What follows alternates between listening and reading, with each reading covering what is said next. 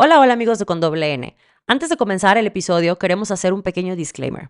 Este capítulo contiene información que podría ser sensible y o detonante para algunas personas.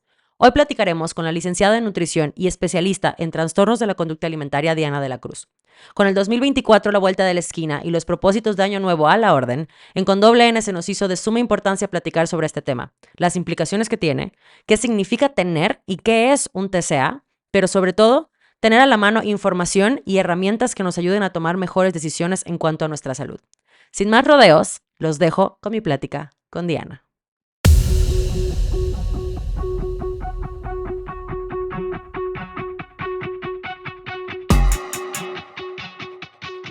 Así que Diana, bienvenida a Con Doble N. ¿Cómo estás? Muchas gracias, Ana, muy bien, gracias por la invitación. Estoy muy contenta y emocionada de que por fin, después de meses que platicamos esto, lo vamos a grabar y creo que es un buen momento para empezar a identificar todas estas conductas que pueden ser de riesgo y que si bien no se podrían categorizar como una enfermedad, pues son un pasito adelante y que se dan mucho en estas fechas. Ok. Cuéntame un poquito de ti, de tu background, cómo llegaste a trastornos de la conducta alimentaria, porque la realidad es que mi experiencia con los nutriólogos, la mayoría son deportivos. Entonces, cuéntame cómo llegamos para allá. Bueno, yo siempre digo que esto de los trastornos de conducta alimentaria me eligió a mí, no fue como que yo lo elegí. Yo soy nutrióloga, estudié en la Universidad de Guadalajara y recuerdo que como en séptimo de universidad, o sea, en séptimo semestre, tuve una clase como de 2 semanas en donde a mi maestra le apasionaban los trastornos de conducta alimentaria. Tenía una maestría en psicología de la salud, entonces pues se me hizo interesante, estuvo cool. De hecho, el programa o el trabajo final de esa materia me tocó a mí que fuera de trastornos de conducta alimentaria, hicimos como algo de prevención, pero hasta ahí quedó. Después de eso, cuando yo hice mi servicio social, me fui a un área de la misma universidad en donde se trabajaba con consulta. Yo decía, bueno, a mí en toda la carrera me enseñaron mucho, pero no sé cómo aplicarlo, entonces me fui para allá.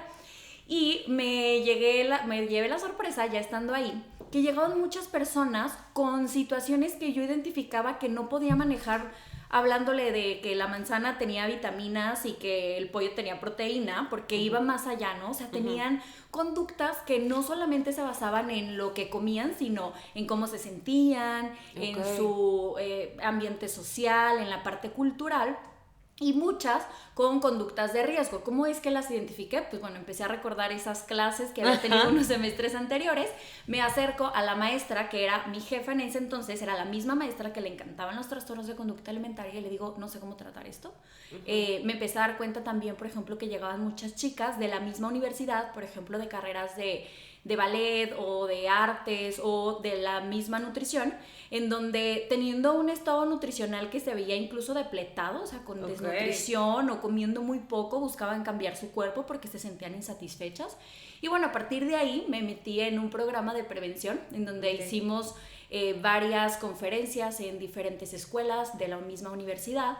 Hicimos un programa en donde se identificaba por medio de una dinámica, como un tipo cuestionario. Veíamos si había conductas de riesgo en los participantes, bueno, en los estudiantes de la misma universidad, y a partir de ello hacíamos como tipo una terapia de grupo, en donde veíamos temas respecto a la aceptación corporal, a la identificación de conductas de riesgo respecto a decir esta comida es buena, esta comida es mala, porque al final creo que toda la información que te dan en la universidad tienes que tener un filtro muy importante para no tomarlo tan rígido, tan estricto, porque a ver, claramente entre más sabes, más tienes herramientas, pero hay que saberlas cómo utilizar. Bueno, a partir de eso, después se me ocurrió la idea de que 2 meses antes de terminar la universidad me independicé. O sea, mi familia vive en Guadalajara, pero yo dije, bueno, yo quiero vivir sola y ser adulta. Entonces necesitaba un trabajo. Exacto. Entonces necesitaba un trabajo y vi un anuncio donde buscaban nutrióloga para una clínica de trastornos de conducta alimentaria aquí en Guadalajara, pero necesitaba ser de la UNIVA, y entonces yo no era de la UNIVA, pero dije, bueno, pues para ir teniendo como esta parte de las entrevistas y saber del mundo laboral, fui.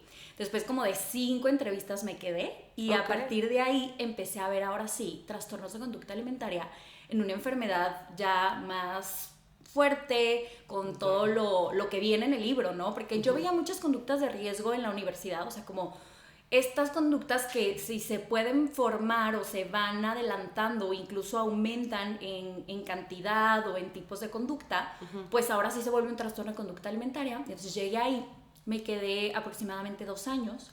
Después de eso, otra de mis especialidades era materno-infantil. Entonces yo dije, no, yo me voy a ir a ver bebés embarazadas, esto no es para mí. Me retiré un poquito de esa área. ¿Por lo fuerte? Yo sentía que no estaba lista desde lo emocional, porque sí tienes que tener un trabajo interno, desde tú misma tener aceptación corporal. Claro. La realidad es que pues estaba muy joven, o sea, tenía 23 años y la mayoría de mis pacientes prácticamente tenían mi edad.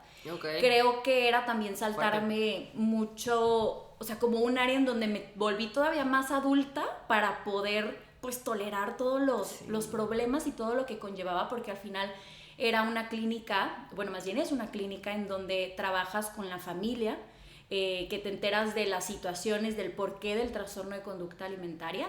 Y además me gustaba la investigación, la docencia, me fui a hacer otras cosas y la realidad es que la pandemia me regresó a los trastornos.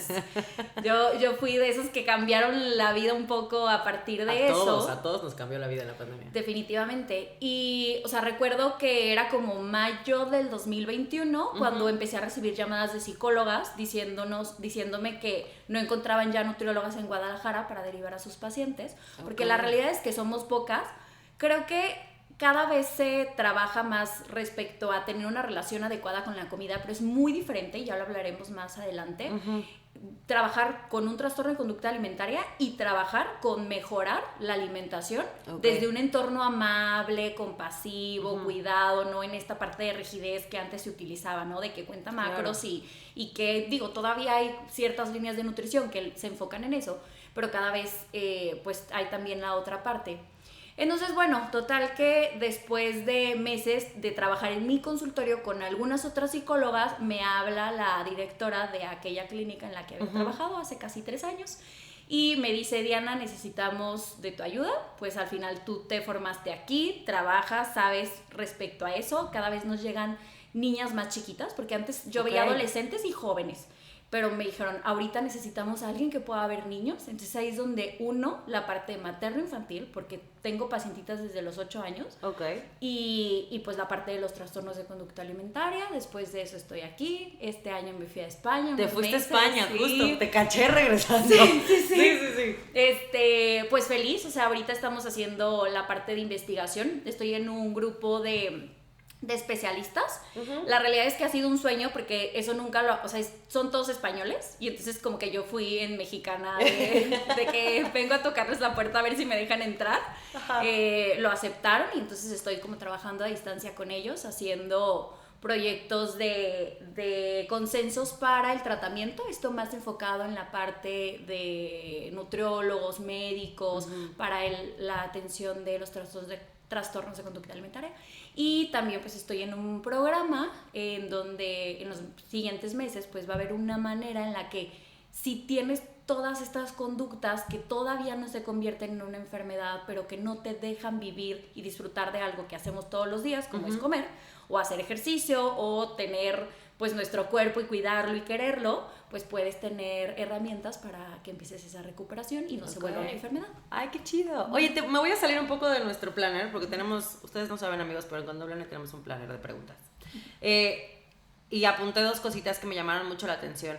La pandemia, ¿crees que la pandemia ha sido como un detonante de la conducta alimentaria? O sea, ¿sí has visto un aumento al menos en la parte en la que tú has estado últimamente después de la pandemia? O sea, ¿sí crees que ha sido un detonante? Definitivamente fue un detonante y también un cambio, porque antes yo veía trastornos de conducta alimentaria de libro, real, así una anorexia que dice lo que te imaginas cuando piensas en anorexia. Exactamente, o sea, creo que la parte en la que vivimos nosotros, ¿no? Como de los 2000, de las modelos súper delgadas, de que están en los huesos y que es algo que incluso tú lo veías lejano, o sea, que pocas veces veías como que a tu amiga y era quizás lo menos, o los tratamientos que se daban eran en personas que realmente estaban con muchísimo desgaste. O sea, ya al borde de la muerte, casi.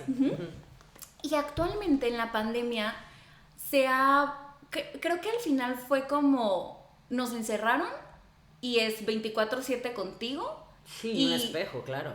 y con esta presión de haz lo mejor que puedas porque no sabemos qué va a pasar, entonces cuentas de ejercicio donde tenías la posibilidad de hacer 27 rutinas 24 horas al día porque además eran gratis y tenías mucho tiempo y no había nada que hacer y luego todo el mundo empezó a hacer pan de plátano, pero además de que quítale el trigo y entonces hazlo con avena y o ponle ahora almendra para que sea keto y entonces empezó como a ser una situación en donde si bien empezaba a haber problemas cada vez más porque había más acceso, por ejemplo, a las redes sociales. Ahora era convivir 24/7 alejados, pero también estando viendo a todos los demás, ¿no? Con la parte de la comparación, etcétera.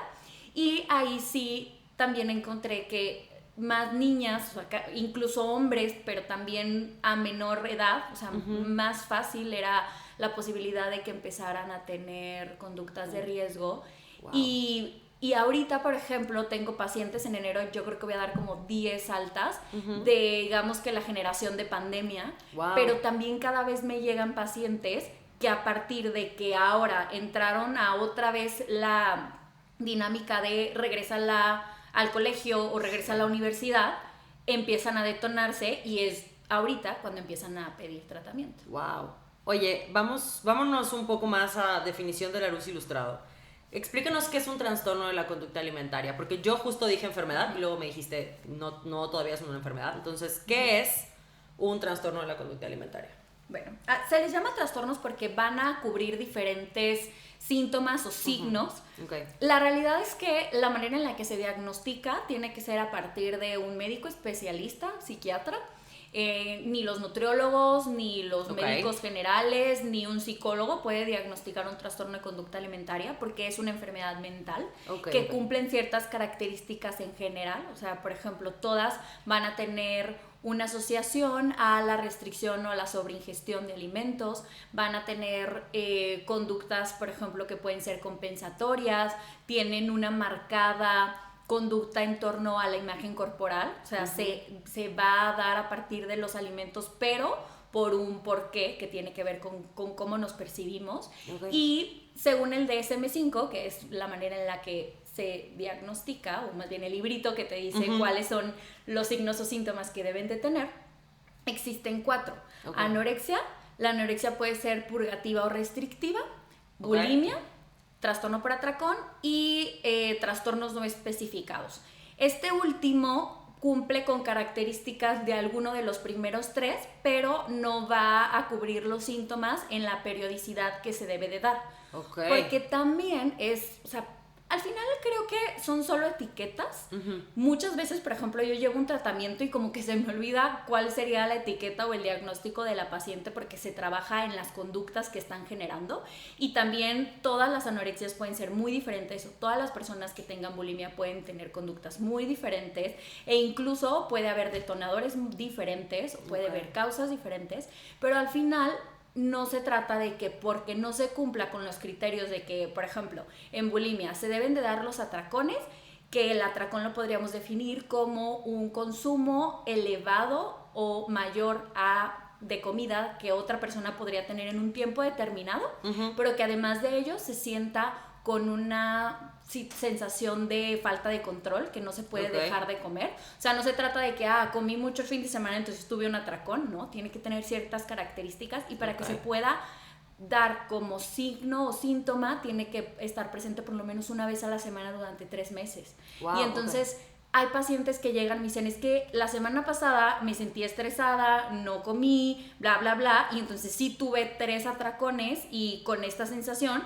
pero luego las siguientes 2 me fui de vacaciones. Y entonces, normal. Exactamente, y ya ahí, pues digamos que no se podría diagnosticar una bulimia, pero no quiere decir que no exista un problema y que se debe de pedir ayuda para cambiar esa situación. Y la bulimia, me voy a centrar en esa porque en esa estamos hablando, pero la bulimia a fuerzas tiene que tener pues el vómito, ¿o no? Sí, la mayoría de los, más bien, la bulimia tiene que tener la conducta compensatoria, no necesariamente el vómito, porque hay diferentes conductas compensatorias. Por ejemplo, las bulimias todas tienen que ser purgativas, ¿A qué me refiero con purgativo? A que después de un atracón se da la medida compensatoria, o sea, como esta sensación de ya comí tanto y lo tengo que sacar, pero no necesariamente siempre es a partir del vómito. O sea, puede ser a partir de algún medicamento. Famoso piñalín. O del ejercicio. Y es ahí donde se normaliza. Porque dice, a ver, yo no tengo bulimia porque nunca he vomitado, pero sentí que tuve un atracón y entonces mañana hago 2 clases. O me voy y me compro después del fin de semana, o después de las fiestas, o después de cualquier momento en el que sienta que perdí el control al comer, una medida en la que sienta que se está eliminando. Compensando. Exactamente. Wow, la anorexia es dejar de comer básicamente. Sí, y por ejemplo puede ser restrictiva o purgativa porque la anorexia, aquí por ejemplo ayer grabé un podcast porque está muy difícil, bueno, hay una línea bien delgadita para definir la anorexia purgativa y la bulimia, porque en la bulimia no hay restricción, en la bulimia hay un atracón y entonces la medida compensatoria va porque se sintió el descontrol por el atracón. Sin embargo, en la anorexia purgativa hay restricción, es decir, como poco o tengo poca variedad de alimentos o me salto tiempos de comida o tengo ayunos y además sobrecompenso o sobrerestrinjo a partir de una medida purgativa. O sea, por ejemplo, puedo tener ayunos y entonces en el momento en el que como, en una cantidad incluso menor a la que mi cuerpo necesitaría, luego después vomito. Pero no tuve un atracón, entonces no es bulimia, por eso es anorexia purgativa. O sea, sí son líneas muy delgadas que te llevan del uno al otro, porque justo te iba a decir, entonces ¿cuál es la diferencia entre el trastorno por atracón a diferencia de, o sea, como que siento que todo, me gustaría pensar de lo que estoy escuchando y tú me vas a decir si estoy incorrecta en esto, que lo que más caracteriza a un trastorno de la conducta alimentaria es que tienes conductas compensatorias que terminan siendo como extremas. Exacto. ¿Es correcto? Sí, y que tienen que ver por la imagen corporal. Porque yo busco que mi cuerpo no cambie o porque tengo insatisfacción en cómo se ve mi cuerpo, que realmente eso es como la punta del iceberg, o sea, no es realmente el problema, porque, por ejemplo, puede ser, es que no me gusta mi cuerpo, pero porque mi mamá hace comentarios sobre él, o porque siento que es el problema por el que no tengo pareja, o porque me siento fracasada en otra área de mi vida y entonces intento controlar el cómo me veo, porque no me gusta cómo soy, etcétera, ¿no? O cosas muchísimo más fuertes. Pero es la manera en la que se ve. Yo les digo que es como el reflejo de lo que hay adentro, pero que se expresa a partir de la conducta alimentaria. Qué fuerte. Oye, y hablando un poquito de esa parte de que es la punta del iceberg, porque al final creo que es lo que vemos y es lo que percibimos, y era lo que te platicaba hoy al principio. Tenemos, una visión limitada de lo que es un trastorno de la conducta alimentaria. Yo creo que en general conocemos la bulimia y la anorexia y sabemos que, como te digo yo, la bulimia es porque vomito y la anorexia es porque no como. Pero no sabemos que hay más allá y más adentro de eso. Y me platicabas de un trastorno, y yo te platicaba de otro, que no sé si la vigorexia es de la conducta alimentaria, pero quiero pensar que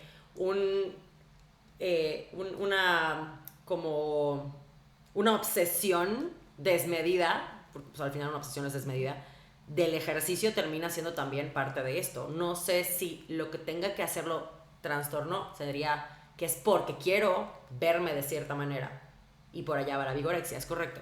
Un poco sí. Por ejemplo, este libro que hablábamos que diagnostica, nada más toma esos 4 y listo.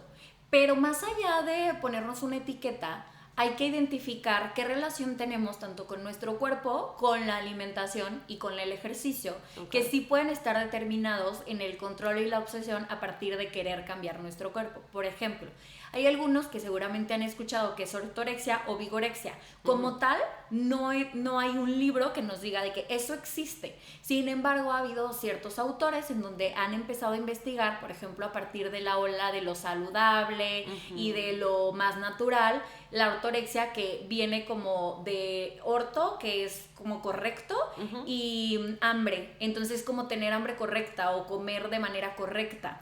Que nos habla de, por ejemplo, esta necesidad de comer sin aditivos, o de comer natural, o de comer limpio, clean, etc. O sea, como esta parte en donde no es que yo como súper saludable porque nada más como orgánico y entonces como poca proteína y la que como es de libre pastoreo y entonces... Traspatio y la cocha. Exactamente. Y muchas veces la ortorexia puede o no tener una finalidad en cuanto al cambio corporal. O sea, quizás puede ser una manera de controlar algo que no sabemos que queremos controlar. Y entonces controlamos la manera en la que comemos a partir de que sea muy sano, ¿no? Y lo voy a decir entre comillas, porque pues al final algo que se vuelve obsesión, algo que te causa malestar. Deja de ser sano. Exactamente. Y además, muchas veces este tipo de obsesiones se dan a partir de llevar como cierta dieta. Por ejemplo, yo tengo intolerancias, tengo algo que se llama intolerancia no celíaca al gluten.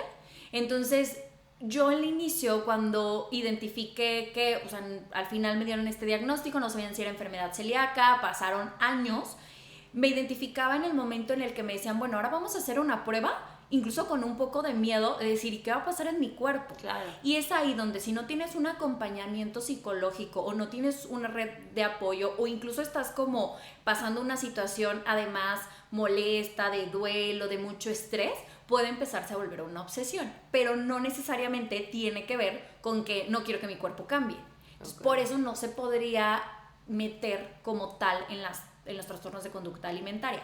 Pero también hay trastornos de conducta alimentaria, por ejemplo, en la anorexia, que se pueden camuflajear enfocado en eso. O sea, como de que yo quiero comer súper sano, y eso pasa mucho como de la parte de los escolares a la adolescencia, en donde incluso los papás dicen, pues qué padre, o sea, ya no quiere desayunar solamente cereal con leche, ahora quiere comer huevo y está comiendo proteína y ya le metió más verduras, pero pues sí está como un poco escondida esta parte de querer cambiar la condición. Y también creo corporal. que podría pasar, y mira que me empiezo a identificar y me empezó a dar pánico, pero el querer justo comer sano te hace, pues es que si no hay, mejor no como. Exacto. ¿No? O sea, mejor me ahorro el desayuno porque si no hay una opción saludable, lo que para mí significa saludable, que ahorita vamos a platicar de eso también, pues prefiero no comer. Entonces empiezo a tener esos ayunitos que son inconscientes, entre comillas, pero que al final me podrían llevar a tener, pues al menos conductas que me lleven a esto. Sí, porque al final, pues el desayuno si para ti es importante, ¿por qué? Porque te debe de proveer energía. Tú, por, digamos, llevar a la salud, le estás quitando algo que es indispensable, claro, que es darle energía a tu cuerpo en el momento en el que lo necesita para realizar actividades. ¡Qué heavy! Oye, vamos a clavarnos en esa parte de saludable, porque te estaba yo estoqueando, como buena investigadora que soy. Y vi que pusiste que tu definición de saludable va mucho más allá de macros y micros. ¿Qué es para ti saludable y por qué ese post en específico? Que me llamó súper la atención, la verdad. Porque sí me he dado cuenta que mucho, y lo platicábamos antes de empezar a grabar, mucho de lo que tiene que ver con nutrición y con ejercicio y con todo lo que tenga que ver con la rama médica, siempre la respuesta va detrás de un depende. Que está complicado, porque tú estás buscando respuestas y de repente es un depende. Sí, está bien, pero quiero saber. Entonces, ¿para ti qué es saludable y por qué ese post en específico? Creo que esa es una frase que en alguna consulta platicando llegamos entre una paciente y yo a la conclusión de que un alimento no puede ser saludable per se, incluso basado en las características nutrimentales que tiene. Por ejemplo, cuando hablamos de nutrimentos, hablamos de macros o micros. Macros y micros dependen por el tamaño, pero por ejemplo, macros es hidratos de carbono, proteínas, lípidos, y micros son vitaminas y minerales, y hay autores que dicen que el agua también es un alimento o un nutrimento, ¿no? Sin embargo, por ejemplo, podemos tener... A mí no me llena el agua, que no me pongan el agua en ese camino. Exactamente. Ok. Pero podríamos decir que, por ejemplo, una manzana tiene vitaminas, tiene fibra, nos ayuda a la digestión, puede tener hidratos de carbono que nos van a proveer energía al cerebro a partir de glucosa, etc. Sin embargo, un alimento puede ser no saludable dependiendo de si te gusta o no. Por ejemplo, si no te gusta la manzana, pues hay 17 otras opciones, más. claro. Exacto. Y entonces no lo vuelves saludable por el simple hecho de que tenga vitaminas y todas estas características que hablamos. ¿Por qué? Porque lo saludable también tendría que ver con tus gustos. Sí. También lo saludable tendría que ver con el acceso. Imagínate que vives en un lugar en donde no hay manzanas, y no porque dicen que una manzana te va a alejar del doctor. Sí, Tienes que comer manzana, ¿no? Por supuesto. O en mi caso, por ejemplo, el trigo es de los cereales más completos, aunque tiene esta fama de que ahora no lo comas y está perfecto, y no sabes yo cómo extraño comerme un pan. Sí, o sea, un pan así recién hecho y lo huelo y entonces se me antoja muchísimo. Pero al final, en el momento de mi vida actual, donde yo tengo esta intolerancia, no es saludable para mí. Claro. ¿Por qué? Porque si lo como, quizás voy a tener náuseas, voy a tener vómito, me va a doler la cabeza y al día siguiente no me levanto a trabajar. Entonces, puede tener los mejores micros y macros que quieras, pero para ti no es saludable. No es saludable. Y entonces esta parte de las dietas o las modas en donde ahora come macrobiótico, ahora come sin lácteos, ahora free de esto, no necesariamente es saludable para ti. Por ejemplo, si vives en una cultura o con una familia en donde les encantan comer lácteos, pero además de eso su alimentación es variada, y entonces además de los lácteos comen cereales y comen verduras y comen frutas y algunos otros alimentos, pues lo saludable para esa persona es seguir con esa cultura y con esas tradiciones que tienen en la vida y que además lo disfruta. Y lo mismo, por ejemplo, puede no ser saludable un alimento que incluso tenga características nutrimentales, pero que en el proceso de un trastorno de conducta alimentaria haya miedo. O sea, por ejemplo, el otro día un paciente me decía, Diana, es que en Navidad va a haber pasta. Y le dije, ok, ¿y tienes que comerlo? Y me dice, sí, porque tengo que comer lo que todos comen. Y dije, es que en este momento no es saludable para ti. Porque quizás esto va a hacer que al día siguiente tú busques compensar.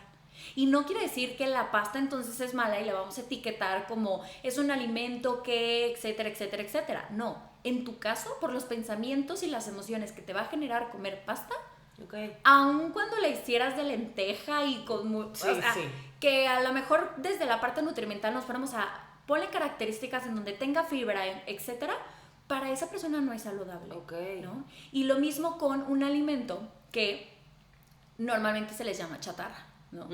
Yo les digo que la chatarra es como cuando yo me imagino chatarra, me imagino un lugar donde hay cosas que ya no sirven. Un coche chocado, chava. Exactamente. O sea, un coche chocado. Exactamente. Me leíste la mente. O sea, la chatarra es lo que nos sirve, ¿ok? Y si nos fuéramos a ver qué alimentos son chatarra, pues son alimentos que ya están echados a perder, ¿no? Claro. O sea, que nos van a causar un malestar, que nos van a hacer un daño, que no van a ser buenos para la salud. Pero, por ejemplo, un alimento que quizás tiene menos características nutrimentales, que eso sí existe. O sea, por ejemplo, una manzana puede tener vitaminas, minerales, etcétera, bla, bla, bla.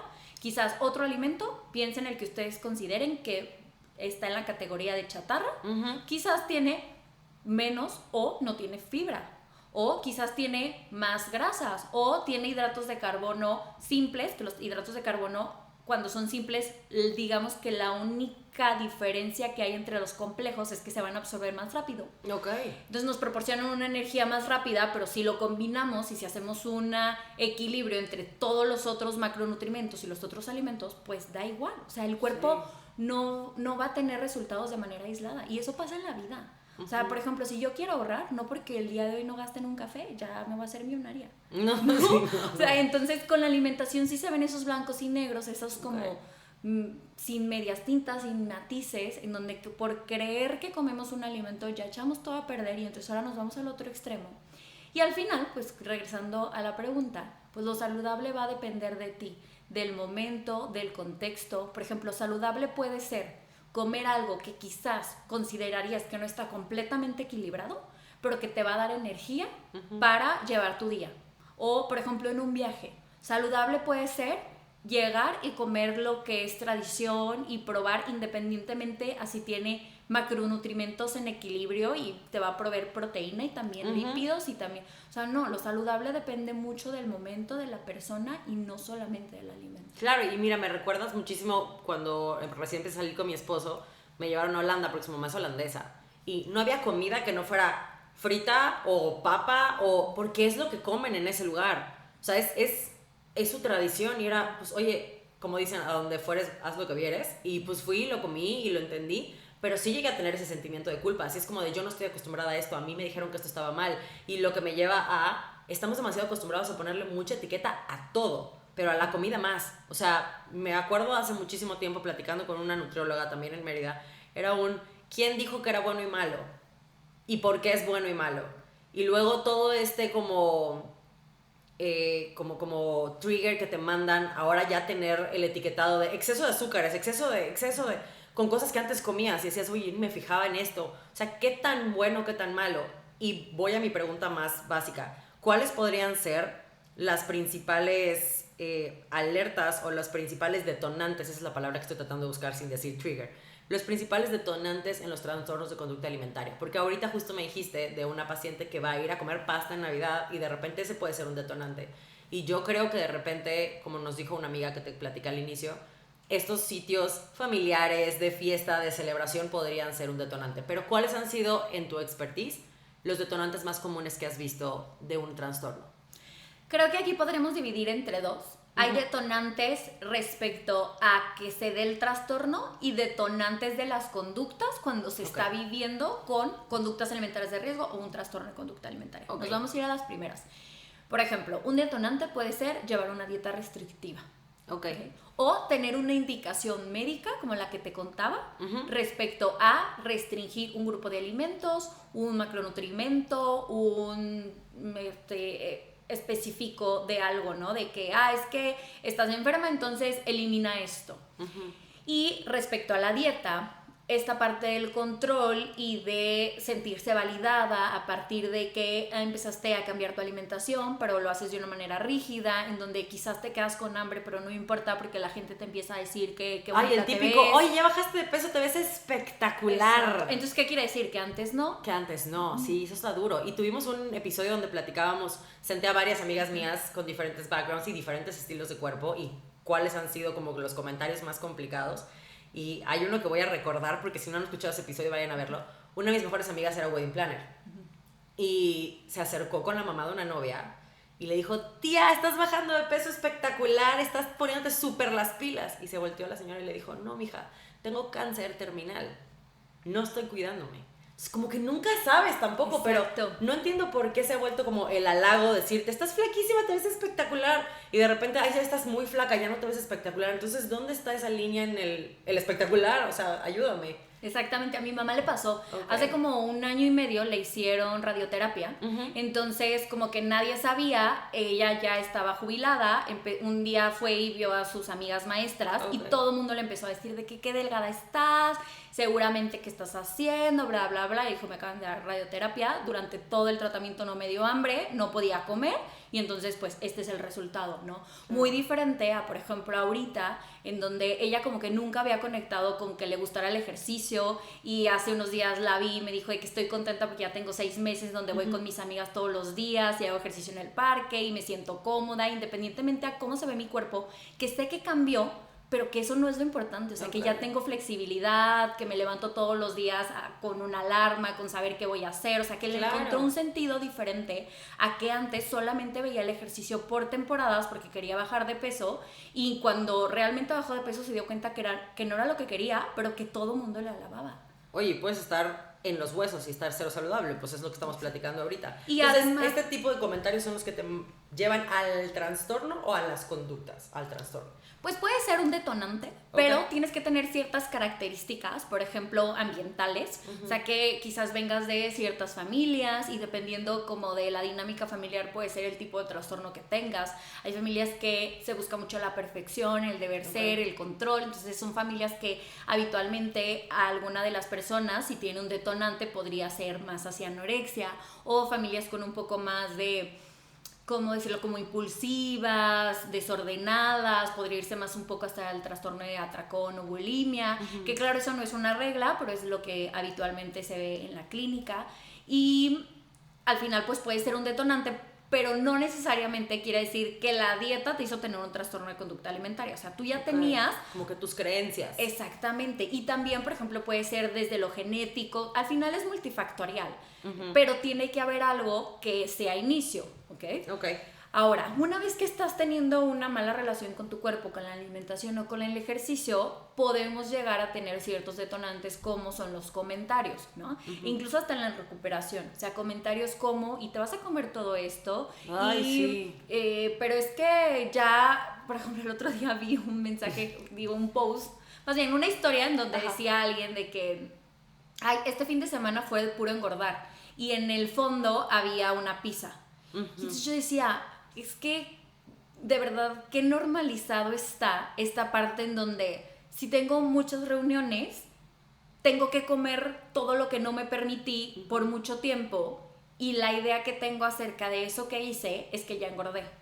¿Ok? ¿Por qué? Porque incluso tu cerebro pues va ligando esta idea de comí mucho, O más bien, voy a comer algo que considero malo porque tengo la etiqueta que no debería de hacerlo, entonces ya lo voy a hacer en gran cantidad, que eso incluso te lleva más al exceso que el permiso incondicional de comértelo cuando tú quieras, y luego igual a ya engordé, aunque ni siquiera haya habido algún cambio en tu cuerpo, o sí, pero ¿por qué tener esta idea de es lo que sigue? También este cambio de rutinas, porque sí me ha tocado pues me voy a ir de vacaciones, me voy a dar, y cuando yo regreso, entonces ya le meto al ejercicio. Como que ya son esas pequeñas cositas que te das cuenta. Por ejemplo, yo que ya llevo 5 años dando clases y todo este rollo, y en pandemia justo me clavé más con este tema. Nosotros, dentro de esas clases y en ese podium, tenemos un físico que se espera de nosotros. Y sí me ha tocado el comentario de, es que no se ve tan fit, es que no se ve tan rayada, es que no está... Y yo, oye, necesito que captes que probablemente no tiene marcado el hombro, pero aguanta 3 horas arriba de la bici sin cansarse. O sea, ¿cuál es para ti tu definición y por qué ese juzgar? O el típico, no voy a ir con esa nutrióloga porque no está flaca. Que son cosas que a mí me molestan muchísimo, porque dices, no sabes el background, no sabes si está viniendo, porque me han tocado nutriólogas que vienen de trastornos de la conducta alimentaria. Exacto. No sabes de dónde viene, y además su cerebro no está ligado con absolutamente nada de eso. Y muchos de esos comentarios, como dices tú, ¿y te vas a comer todo eso? O por el contrario, si vas a casa de alguien, te comes todo lo que está en el plato, y lo que yo te sirva se acaba, y la persona puede estar llena, puede estar al borde de vomitar, y se tiene que acabar el plato. Entonces voy a otra pregunta que, híjole, voy a hacer 2 preguntas que van a ser un poco complicadas, pero la primera es, ¿crees o has visto que la mayoría de estos detonantes vienen de familiares? Porque yo estoy muy segura que Instagram y todas las redes sociales son el detonante número 1 por excelencia, sobre todo en personas más jóvenes, porque tenemos de todo tipo de cuerpo, pero además el típico, lo que comen un día, que también lo platicábamos, ¿no? Lo que comen un día, o ven al gym conmigo, y entonces de repente ves cuerpos que probablemente llevan 10 años trabajándose, y tú crees que llegas en 2 semanas. Pero las familias son tu día a día. ¿Tú crees que las familias han sido como el detonante que más común has visto? Sí, y también es la manera en la que podríamos proteger de todo ese ambiente que está fuera de tu casa. Por ejemplo, no va a ser lo mismo una persona que vive en un ambiente en donde la comida se ve como un momento de bienestar, de compartir, en donde los hábitos...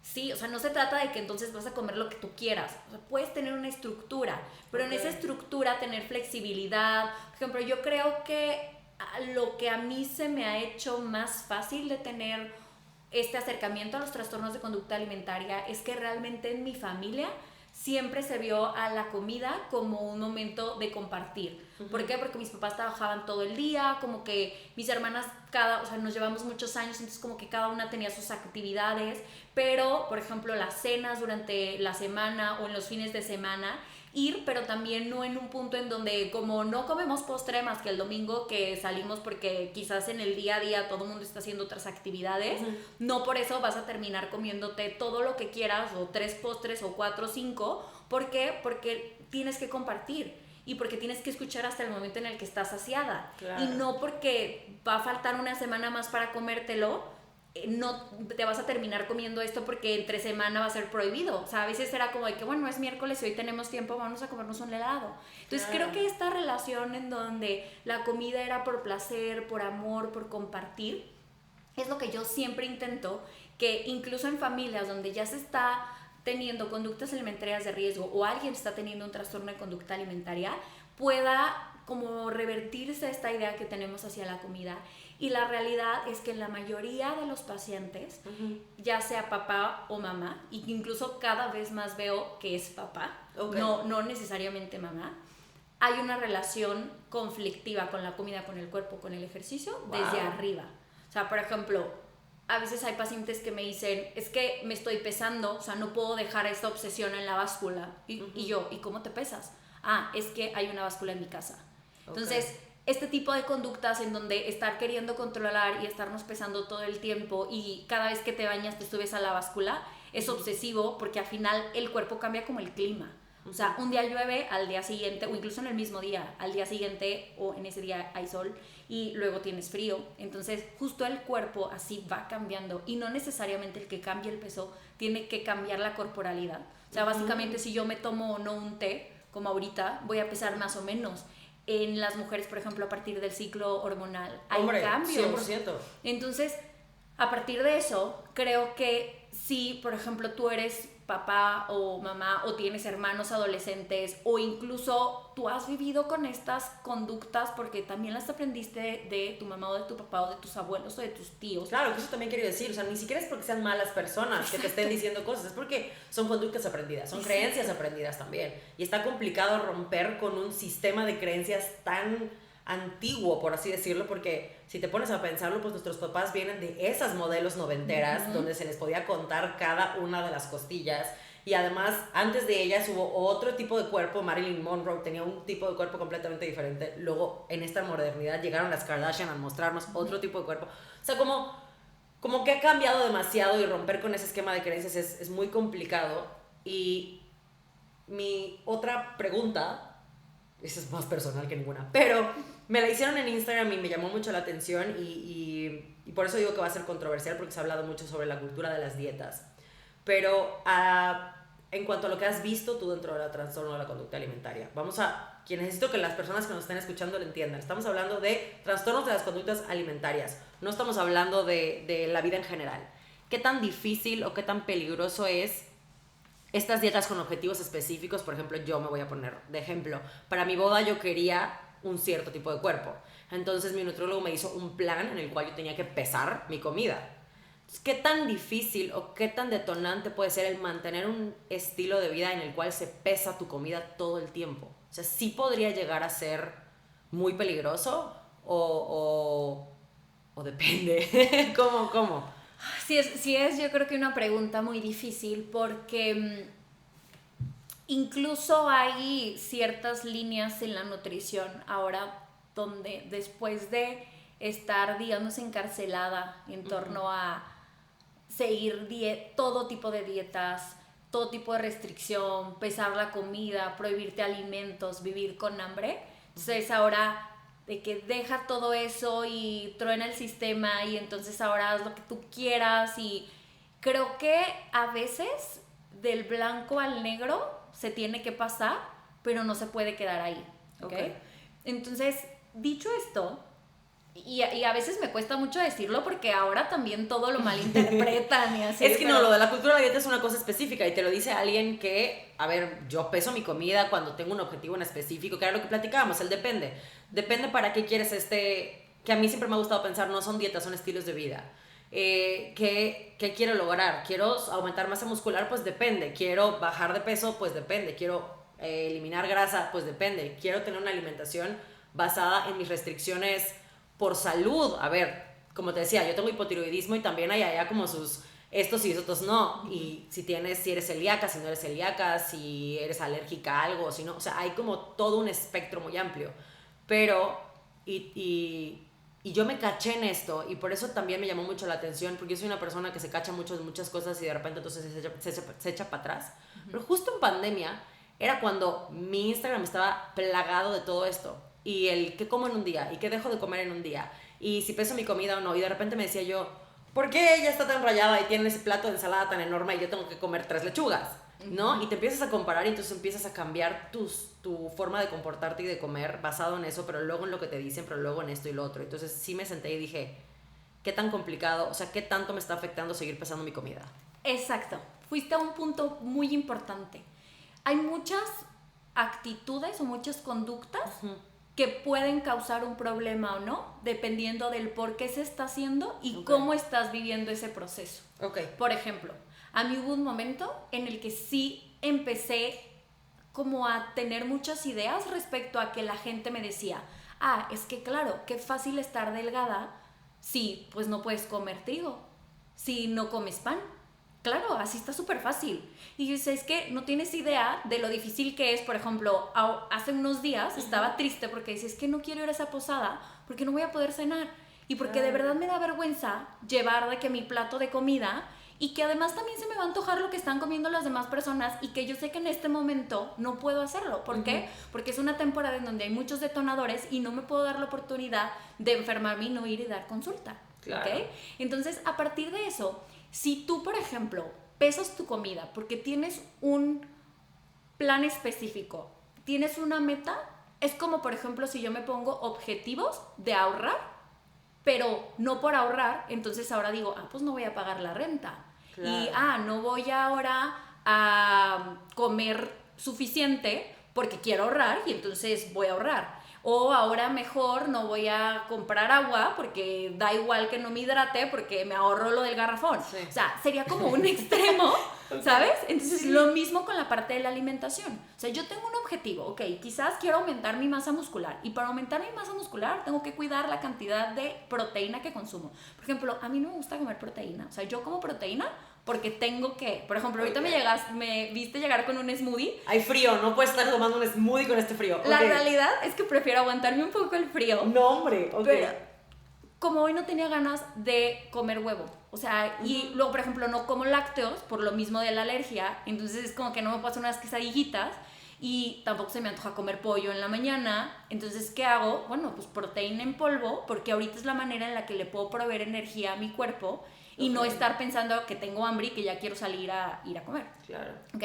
Entonces, a partir de eso, yo me cacho en momentos en donde tengo muchas actividades o tengo menos apetito porque ahorita estoy haciendo menos ejercicio, como que mi día a día está tranquilo, pues me puedo cachar en el que a lo mejor en el día no como proteína. ¿Qué tengo que hacer? Sí, estar más al pendiente y quizás hasta contabilizarla. O sea, agarrar mi pesita y entonces decir, sí me estoy comiendo lo suficiente de pescado porque al final sí quiero procurar cuidar mi masa muscular porque me ha costado y porque tiene un beneficio a mi salud. Claro. Pero está teniendo un porqué de bienestar. Y si un día llego y digo, por ejemplo, ayer no alcancé me acabo de mudar, entonces no alcancé a comprar comida y pedí de que un cóctel de camarón y no fue como que empecé a contar los camarones o me llevé mi báscula, ¿ok? Entonces ahí está la flexibilidad, en donde no se vuelve algo que sea obsesivo, concreto, específico y que no voy a entrar en crisis si no estoy pudiéndolo hacer de la manera en la que lo iba a hacer, que es muy diferente, por ejemplo, a llevar un estilo de vida específico para un fin. Lo importante es preguntarte si eso que estás haciendo lo puedes mantener siempre, porque también hay temporadas. Cierto. O sea, hay temporadas en las que puedes decir, voy a correr un maratón, necesito cuidar más mis preentrenos, entonces tendré que tener cuidado en ir al hacer el súper para tener mis comidas preparadas, y entonces me haré un meal prep, y eso no trata la cultura de dieta. O sea, la cultura de dieta es cuando no importa, tienes que hacer todo lo que necesitas para llegar a ese cuerpo que quieres, aun cuando te esté costando la salud, porque al final la salud no solamente es física, o sea, también es emocional, no solamente la ausencia de enfermedad, es ahí donde se vuelve un problema. Claro. Incluso yo creo, y eso es lo que te digo que a veces es controversial, que definitivamente recuperarte de un trastorno de conducta alimentaria y a la par querer cambiar tu cuerpo no es compatible. O sea, no una persona puede restringirse cuando está teniendo atracones. O sea, definitivamente eso puede agravar las conductas. Situación. Sin embargo, cuando tú tienes una conducta alimentaria diferente, cuando ya inicias a hacer actividad física por placer, porque haces el que disfrutas, el que escuchas a partir de tu energía, ya no te da culpa si te saltas el entrenamiento, o ya comes de una manera un poco más intuitiva, cuidando las cantidades a partir de tu hambre y de tu saciedad. Y llega un momento en el que dices, bueno, pero aún así no me termino de sentir cómoda con mi cuerpo, o empiezo a tener una situación de resistencia a la insulina o hipotiroidismo o cuestiones de alergia. No necesariamente el que tú cambies o busques una alimentación diferente o una conducta alimentaria diferente requiere que regreses a ese trastorno de conducta alimentaria. Lo que yo sí recomendaría es que lo hagas de la mano de alguien que no, o sea, como no un nutriólogo convencional o no un nutriólogo deportivo, sino alguien que también tenga estas bases para identificar si se vuelve un detonador. Por ejemplo, tengo una paciente que hace poquito le diagnosticaron diabetes. Y ella estuvo en la cultura de dieta todo el tiempo y literal la indicación del endocrinólogo es tenemos que bajar de 700 la glucosa, sí tenemos que cuidar los hidratos de carbono. Y yo le dije, ok, vamos a hacer tantos días una alimentación en donde va a tener más que restricciones, ciertas directrices para cuidar el equilibrio, porque necesitamos estabilizar a tu metabolismo. Pero esto, o sea, yo todo lo que le repetía era, esto no es para siempre. Y esto no tiene que ver para que bajes de peso. ¿Vas a bajar de peso? Quizás sí.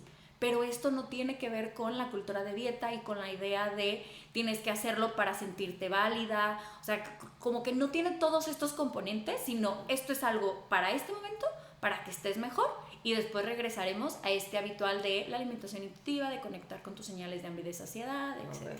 O sea, básicamente es, porque lo que quiero hacer para cerrar este episodio es como dar herramientas de que te puedas cachar a ti misma. Todo viene de la pregunta del desde dónde lo estoy haciendo. Exacto. O sea, ¿por qué estoy tomando esta dieta? Porque ahorita hay 17 de moda. Que si el ayuno intermitente, que si la dieta keto, que si me vuelvo vegana para bajar de peso. Entonces, ¿desde dónde viene? Es el preguntarte siempre desde dónde está viniendo, desde dónde está viniendo, desde dónde está viniendo, y no tenerle pánico al pedir ayuda, porque siento que eso también pasa, como me van a juzgar, qué van a decir, cómo van a pensar esto. Y me ha pasado mucho verlo en otras personas, ¿no? Como en un, no quiero eso porque voy a engordar, no quiero eso porque voy a engordar. Yo, a ver, un pedazo de pizza no te va a engordar. O sea, también piénsalo de esa manera. Pero, ¿cómo puedo ir mejorando mi relación con la comida? Yo sé que con ayuda profesional, pero yo desde mi trinchera, ¿qué puedo hacer para ir mejorando mi relación con la comida y con mi cuerpo y no caer en estas conductas y en estos trastornos? Pues como lo dijiste, primero es identificar si estás teniendo un conflicto con ellos. Ok. El por qué estoy haciendo las cosas, e incluso tener una introspección de decir, el día de hoy voy a desayunar esto. ¿Por qué estoy decidiendo esto? Porque vi un trend que ahora dice que si combinas este alimento con este alimento vas a sentirte más fuerte, o porque realmente te gusta. Porque si es que seguiste esta parte de lo que viste en redes sociales, pero además es algo que disfrutas y dices, es que está práctico, padrísimo, ok, te está generando un bienestar. O sea, ¿desde dónde viene y qué ocasiona en ti? O sea, ¿es práctico para ti? Para tu economía, para tu tiempo, para tu cultura, para tus gustos, para tu nivel de saciedad. O sea, porque por ejemplo a mí un smoothie sí me da saciedad. Hay personas que me dicen, Diana, yo necesito comer, morder, ¿ok? Yo, entonces, 100%. Es ahí donde la nutrición tiene los matices, y ese es el significado del depende. ¿Es bueno esto? Depende. ¿Te gusta? ¿Te hace bien? Por ejemplo, el ayuno intermitente. El otro día el papá de una paciente me decía, Diana, es que yo toda la vida no he comido, no he desayunado, más bien no he desayunado. O sea, solamente como, me siento con energía, como que sentí que tenía que empezar a desayunar y me fue súper mal, todo el tiempo estaba enfermo del estómago. Bueno, para ti el ayuno intermitente va bien. El otro día una paciente me dijo, la misma que tiene diabetes, empecé a ver que el ayuno intermitente es bueno para las personas que vivimos con diabetes. Le dije, a ver, a ti te encanta ir a desayunar con tus amigas. ¿Por qué vas a hacer ayuno? Exacto. Dijo, ay, tienes razón. Yo, además, está controlada tu glucosa, estás trabajando muy bien en tu salud. ¿Por qué tendrías que hacer algo que dice que para alguna población podría ser favorable, pero para otra no? O como esta idea de, cómete primero los vegetales y luego cómete la proteína. Sí. A ver, ¿vas a ir a comer unos tacos? No te vas a comer el cilantro. Sí, primero el cilantro y la cebolla y luego me voy a comer ahí el pastor y claro, por supuesto. Ahora, puedes aplicarlo en tu día a día y te va bien, o sea, está padrísimo de que dices, ay, qué rico, primero me como la sopita de verduras y luego agarro el pedazo de pollo y al final me como el arroz y no tengo problema. Va, perfecto, hazlo, pero pregúntate desde dónde y si realmente es algo que puedes hacer todo el tiempo. Claro. Porque la nutrición y todos los beneficios que te pueden traer a tu salud, cualquier cosa, por más beneficio que tenga, no va a darse si no lo haces constante. Lo mismo con el ejercicio. Es lo que dices, o sea, independientemente a cómo se ve tu cuerpo, es cómo funciona, o sea, qué resistencia tiene. No, y también desde dónde lo haces, que esa es una frase que dijimos al principio y la quiero recalcar. Esa conducta compensatoria, a mí me ha tocado el comentario de, ay, es que obvio tú puedes comer lo que tú quieras porque haces un montón de ejercicio. Tú también. O sea, no estoy yendo a hacer ejercicio para poder comer lo que se me dé la gana. Estoy haciendo ejercicio porque me encanta, porque me da energía y veo la diferencia. Los días que no son de descanso, porque tengo mis días de descanso del gym, ¿no? Pero días que no son de descanso y por X o Y razón, por prioridades, por chamba, por lo que tú quieras, no puedo ir al gym, veo la diferencia en mi humor, en mi energía, en mi calidad de sueño. O sea, veo muchas cosas mucho más allá que no puedo comer una pizza sin ningún problema.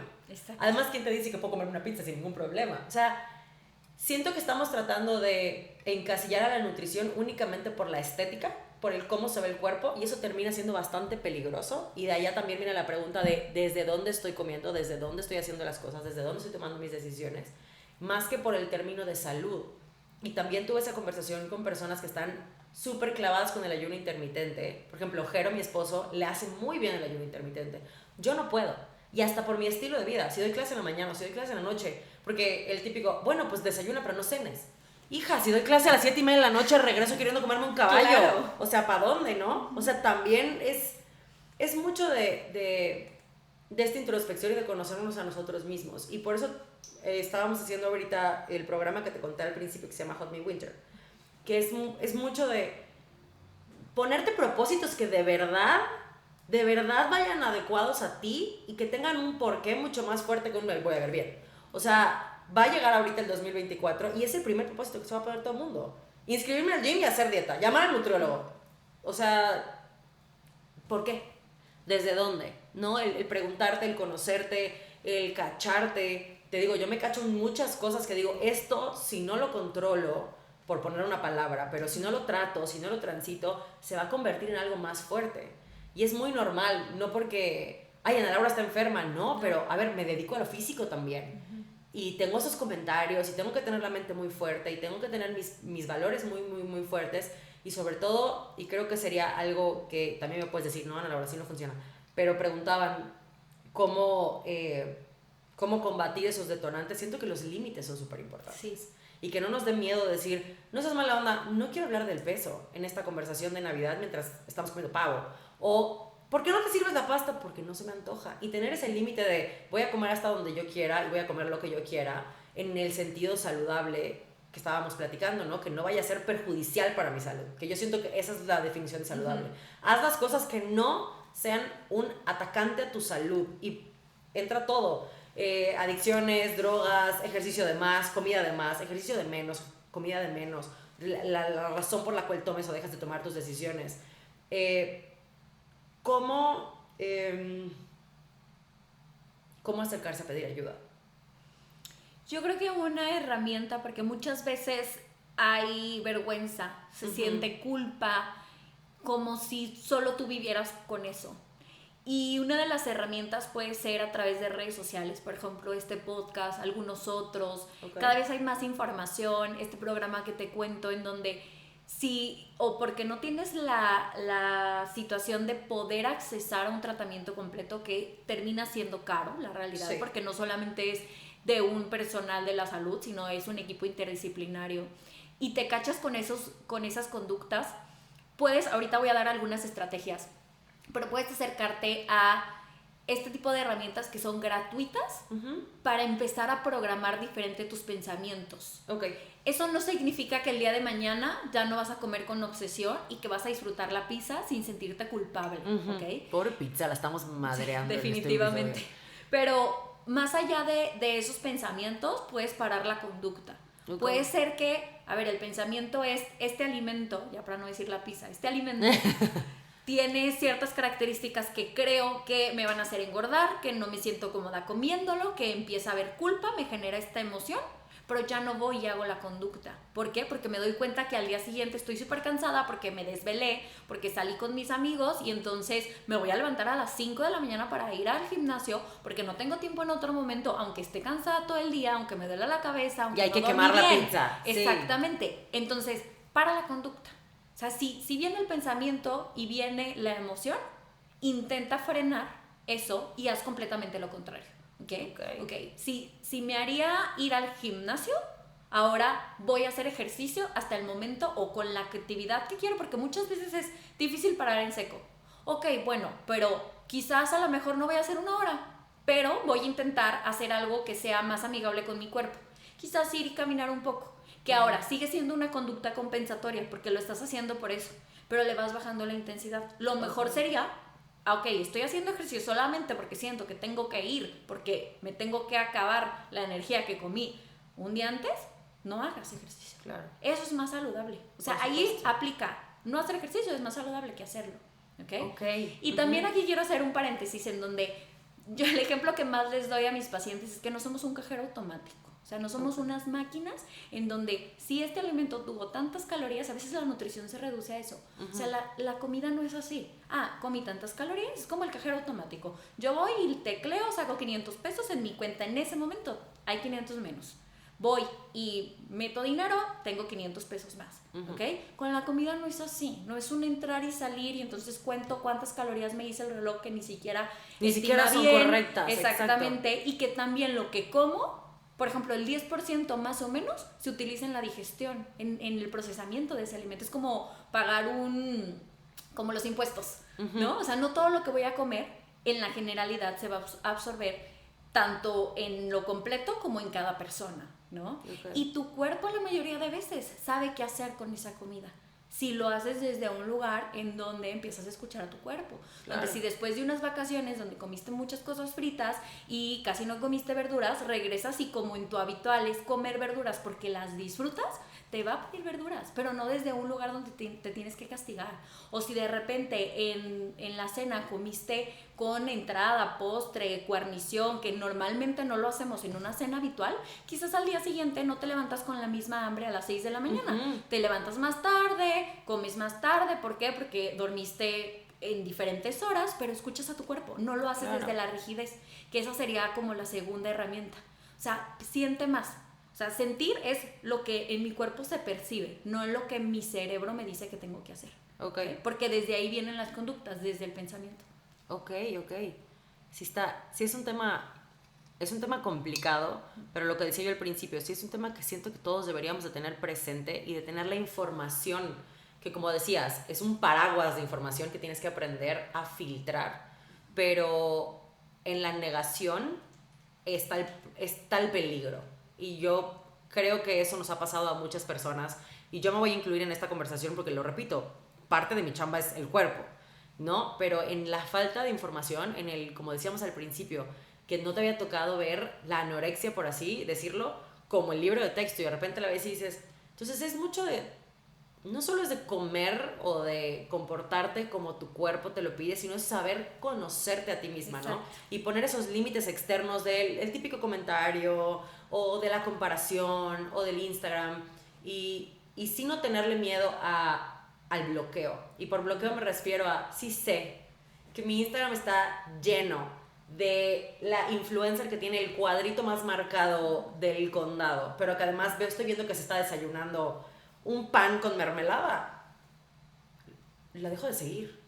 O sea, ¿qué tiene más peso? Verla y latigarme y además luego meterme al gimnasio y entonces matarme y dejar de comer y entonces yo tener conductas que agraven a mi salud, o darle un follow a esa persona, o tener la confrontación incómoda de decirle a alguien, alto, ese comentario por favor no, va a ser una incomodidad pasajera, a tener un trastorno que va a durarte años. Exacto. Porque no se cura de la noche a la mañana. Y era lo que me platicaba una amiga, llevo 2 años en control, no estoy curada, llevo 2 años en control. O sea, sí es algo muy complicado y creo que justo ahorita que vamos a llegar hacia 2024, tanto las personas que se cachen teniendo estas conductas como las personas que se cachen dando estos comentarios o teniendo este tipo de pensamiento, sí estaría padre que se informen un poquito más, sí estaría padre que empiecen a cambiar sus tipos de creencias, que se acerquen a personas que estén especializadas y no cualquier